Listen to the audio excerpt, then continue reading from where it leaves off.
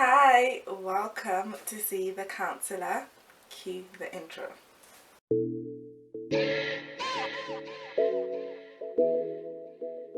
Thank you for joining me in today's video. Today we're going to be talking about the things that you need to look out for once you've started seeing your therapist. And last week I did a video on what to do before you begin therapy. So this is like following on from that, and I hope that it helps. Enjoy! So there are four main things that I'll be talking about. The first one being registration and accreditation status. Ask your therapist for proof of their registration, their qualification, because some people will get a level 4 diploma and then use that as something to say that they are official counsellors, and they are not. They cannot be registered and working with people or have a business unless they are registered and accredited. So check for that, whether that's asking for a certificate or their accreditation number, their registration number, and seeing that they are actually accredited with the BPS, the HCPC, or the BACP, one of the three. I'll look it up and check which one it has to be, but that's obviously specifically for the UK, because I kid you not, some people will literally just think that because they've done a level 3 and a level 4 qualification that they're qualified to be counsellors, and they are not. There is a long procedure to becoming a registered counsellor in the UK, and it's not as simple as getting a level 4 diploma. And I feel like there are a lot of people who disguise themselves as counsellors and they really are not. So be aware and don't rush into it. Don't be scared to ask for proof of their registration status. The second thing that you need to look out for is that your therapist is not giving you advice and imposing their personal opinions on you. Counsellors, therapists, we are not supposed to give advice. We're not supposed to tell you what to do with your life. We're not supposed to give you step-by-step instruction on what to do and how to do it. That is not our place. It is not allowed. And if your therapist is doing that, then they are doing it wrong and they shouldn't be. And you are allowed to report them if they do that consistently, if they're imposing their opinions on you, because it's just not acceptable, and it is so unprofessional. I know it's strange and people think that counsellors and therapists are there to give advice, but we're not. We're there to listen and help you and guide you, but we're not here to tell you how to live your life. And I remember we had a seminar on this, and we were literally playing the role of client and counsellor, and one of us, whoever was playing the client, had to kind of ask a direct question or ask for direct advice from the person who was pretending to be the counsellor, and it was so hard to deflect, on giving your personal opinion or giving advice. But it is so important for counsellors to not do that, because they are not living your life, they're not walking in your shoes, and if they give you advice and that advice goes wrong, then you might come back and blame them for whatever's happened. So it's just not our place to do that. We give you guidance, so you come to us with an issue and we give you guidance on finding the solution yourself. We help you to find the solution, the answer to your problems, by asking the right questions and talking about the right things and delving into certain things that will enlighten your understanding of your situation and your issue. But we will not say, okay, go and do this. This is different from homework, by the way. Homework is obviously like, okay, do this because I think it will help you with this. That's different.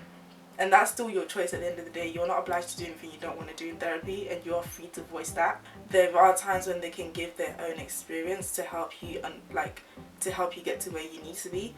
But therapists rarely will give their own opinions on something, because it changes things. It changes the dynamic of the relationship.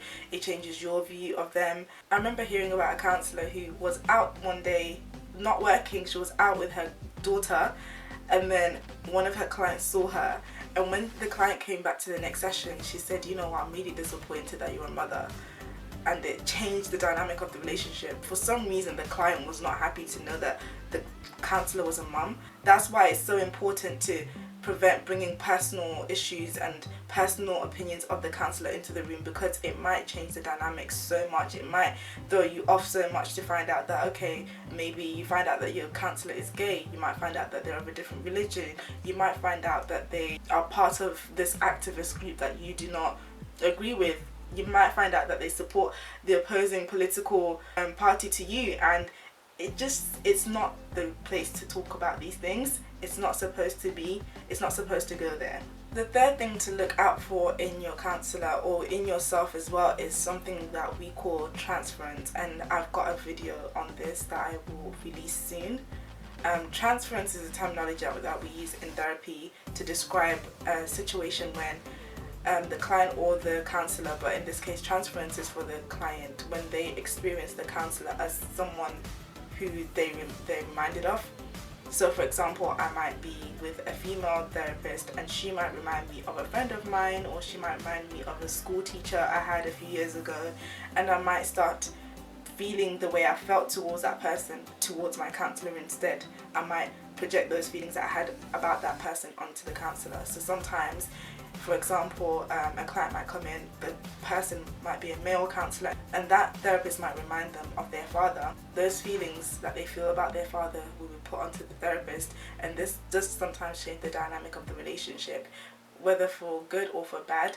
But it's good to talk about it, and you might recognize it in yourself. And the opposite is true for therapists as well, and that's called counter-transference.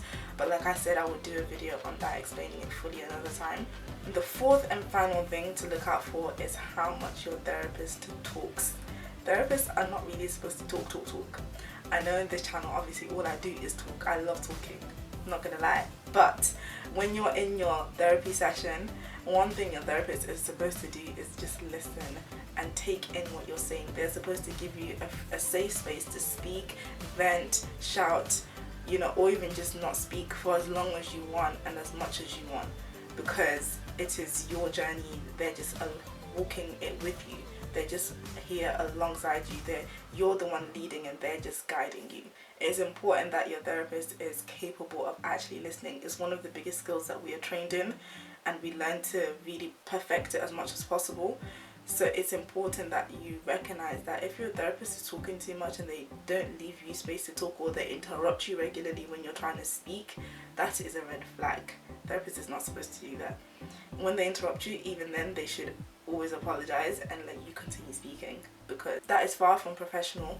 And it's not fair that the client is paying time to speak and to voice what they're going through, and only for the therapist to now take up most of the time talking about what they think. Is just not right. I just don't think it should be that way. If anything, you should be the one doing the majority of the talking.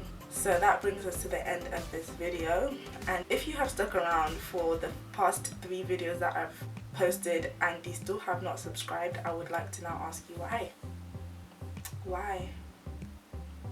You are here, you're enjoying my content, if you're watching now the 4th video, but you have not subscribed. Would you like to talk to me about it?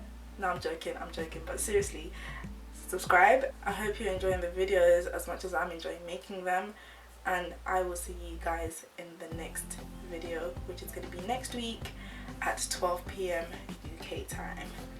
Bye!